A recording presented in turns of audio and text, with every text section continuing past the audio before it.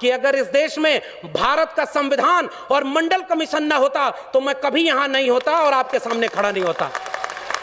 तो जिस सीढ़ी से चलकर मैं आया हूं वो सीढ़ी मेरी आंखों के सामने तोड़ी जा रही है, और मंच पर आकर के मैं आपसे तालियां बजवाने के लिए वो बात कहूं कि सब लोग खुश हो जाएं और कल को मुझे वाइस चांसलर बना दें, वो वाइस चांसलरी किस काम की है कि कल वापस जाके जब मेरे लोग मुझसे पूछेंगे मेरी नौकरी बर्बाद हो गई, शिक्षा बर्बाद हो गई, रोजगार बर्बाद हो गया, तुम उन लोगों के साथ बैठ करके कह रहे थे जय भीम जय मंडल। ये सबसे बड़ा खतरा है। उन लोगों को पहचानिए जो आपके वैचारिक दुश्मन हैं। मैं ओबीसी समाज से आता हूं और मैं ओबीसी समाज को एक शिकायत करता हूं। इस देश में ज्योतिबा फूले माली जाति से आते थे, ओबीसी थे। डॉक्टर अंबेडकर ने उन्हें अपना तीसरा गुरु बनाया था। शाहू जी महाराज ओबीसी जाति के थे। पेरियार चरवाहा समाज के थे। ओबीसी घरों में इनकी तस्वीरें नहीं है। शिवदयाल सिंह चौरसिया 1928 में बिहार में और उत्तर प्रदेश में आदि हिंदू सभा बनाए, और जब हिंदू लोगों ब्राह्मणों के पास गए और उनसे कहे कि मैंने आदि हिंदू सभा बनाया है, इसकी मेंबरशिप ले लो, तो ब्राह्मणों ने कहा हम हिंदू थोड़े ही हैं, हम तो आर्य हैं। तब चौरसिया साहब खड़े हुए और उन्होंने वो पर्चा फाड़ के कहा जब तुम हिंदू हम हिंदू, हम तो ये समझते थे दोनों एक हैं, और जब तुम हिंदू नहीं तो हम भी हिंदू नहीं। और उन्होंने उसका नाम बदल कर कहा depressed classes league, backward classes league. 1948 में उसका लखनऊ में सेमिनार कराया और उसकी अध्यक्षता करने के लिए पेरियार और डॉक्टर अंबेडकर को बुलाया, तब जाके बहुजन एका बनी थी। बस खतरा यह है कि उन लोगों को पढ़ने नहीं दिया गया। पनवाड़ी घरों में शिवदयाल सिंह चौरसिया का नाम नहीं है। मेरे अपने यादव घरों में पेरियार ललई सिंह यादव का नाम नहीं है।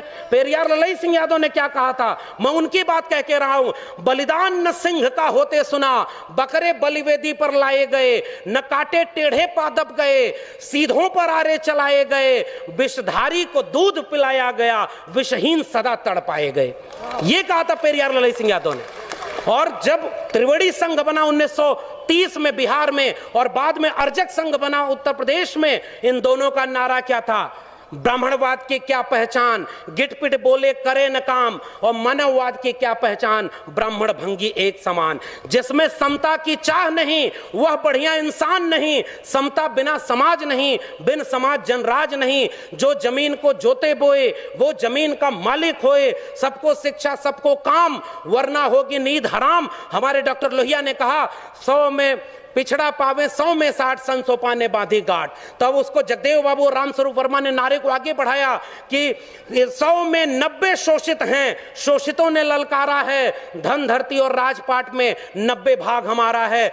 10 का शासन 90 पर नहीं चलेगा, नहीं चलेगा। जो जमीन को जोते बये वो जमीन का मालिक होए, और राष्ट्रपति हो या भंगी की संतान, सबको शिक्षा एक समान, सबको शिक्षा सबको काम, वरना होगी नींद हराम। और सबको शिक्षा दे न सके जो, वो सरकार निकम्मी है, और जो सरकार निकम्मी है वो सरकार बदलनी है।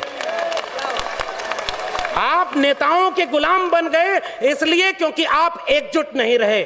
अचानक कोई नेता आके कहता है कि आप चलो हिंदू धर्म खतरे में है, अरे उससे रोक के पूछिए हमारा स्कूल और विश्वविद्यालय खतरे में है, तब तुम क्यों नहीं आए? मेरी नौकरी कोरोना में चली गई, तब तुम क्यों नहीं आए? हमारी अर्थव्यवस्था डूब गई, तब तुम क्यों नहीं आए? और 85% हिंदू तब बनाते हो जब मुसलमानों के खिलाफ दंगा कराना होता है। और उसके बाद दलित महिला थी, सुनिए, दलित महिला थी उत्तराखंड में, खाना बनाकर स्कूल के बच्चों को खिलाती थी, और दलित महिला की जाति देखकर सवर्ण बच्चों ने कहा हम खाना नहीं खाएंगे। तब हिंदू धर्म खतरे में क्यों नहीं आया?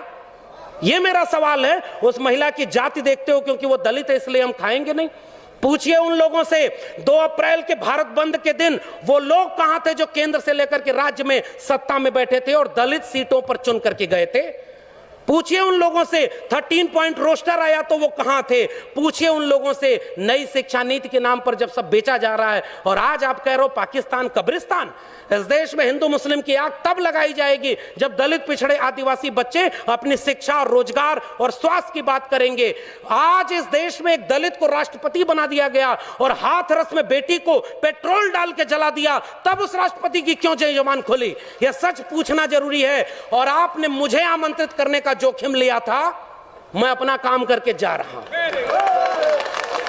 आपने ये बात जो कही थी, ऐसे मंचों पर आप हमें नहीं भी बुलाएंगे तब भी भारत के संविधान और मंडल कमीशन ने एक नौकरी दे दी है, हम वहां गुजारा कर लेंगे, हमें आपका वोट नहीं चाहिए। लेकिन मैं चाहता हूं कि इस मंच से घर जाने के बाद ये महिलाएं और बच्चियां, ये नौजवान अपने घर में अपने बाबूजी से पूछें कि आप तो धर्म को बचाने गए थे, मेरी शिक्षा, मेरी रोजगार, मेरी नौकरी और मेरे देश को बेचने वालों के साथ क्यों खड़े थे?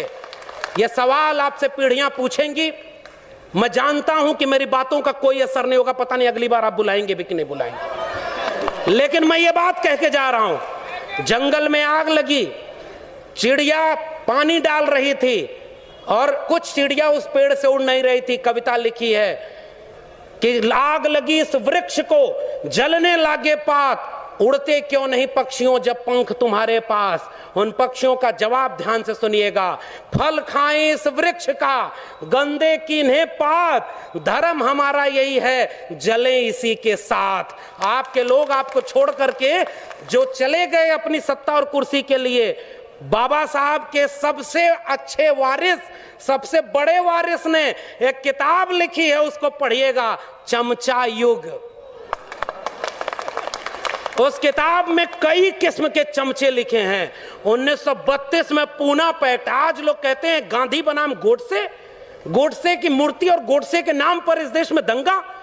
बाबा साहब ने कहा, और यह बात हमें समझनी चाहिए, अपने पुरखों का केवल नाम लेके फोटो पर माला चढ़ा रहे हैं, नौजवानों की पीढ़ी को समझाइए, नहीं तो कल को आज रामायण देख रहा है टीवी पर, कल राम मंदिर बनवाने चला जाएगा, आपका घर लुट जाएगा, वहां आप खड़े हैं।